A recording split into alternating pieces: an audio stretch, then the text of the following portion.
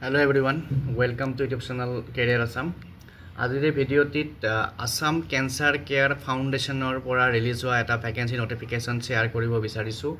গতিকে যিসকলে চেনেল নতুনকৈ আহিছে সাবস্ক্ৰাইব কৰি ল'ব আৰু এনেকুৱা ধৰণৰ ভ্যাকেন্সি নোটিফিকেশন পাবৰ কাৰণে যিকোনো ষ্ট্ৰীমৰ নাৰ্ছিংৰে হওক মেডিকেলে হওক ডক্টৰে হওক ইঞ্জিনিয়াৰে হওক যিকোনো তাৰ পৰা ভ্যাকেন্সি নোটিফিকেশন পাবৰ কাৰণে চেনেল সাবস্ক্ৰাইব কৰি ল'ব আৰু শেয়াৰ কৰি দিব। তো ইয়াতে কি কি ভ্যাকেন্সি আছে আৰু ভ্যাকেন্সিটো প্ৰথমতে কোপৰা আহিছে আসাম ক্যান্সাৰ কেয়াৰ ফাউণ্ডেশ্যন, যেটো ফাউণ্ডেশ্যনে আমাৰ অসমত ক্যান্সাৰৰ ওপৰত বিভিন্ন কাম-কাজ কৰি আছে।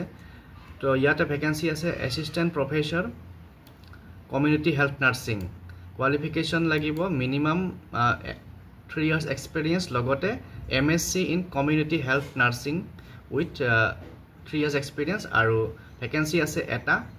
তাৰ পিছত আছে লেকচাৰাৰ পেডিয়াট্ৰিক নাৰ্ছিং, আৰু ইয়াতে qualification MSc in paediatric nursing আৰু লগত 1 ইয়াৰ এক্সপেৰিয়েন্স লাগিব।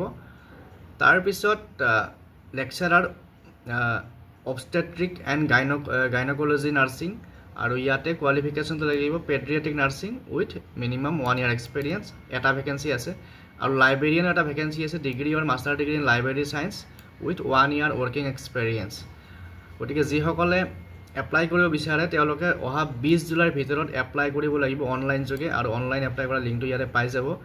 আমাৰ যেটো ওয়েবসাইট আছে Assam cancer care foundation website, তাতে গৈ পেলাই আপোনাৰ কেৰিয়াৰ সেকশনত যাব, তাতে পাই যাব।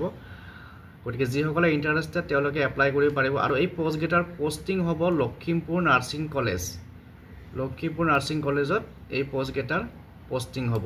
গতিকে যিসকলে ইন্টাৰেস্টেড তেওঁলোকে এপ্লাই কৰিব পাৰে, আৰু এপ্লাই কৰি পেলাই যি প্ৰসেস আছে এই প্ৰসেসৰ কাৰণে ৰেডি হ'ব পাৰে।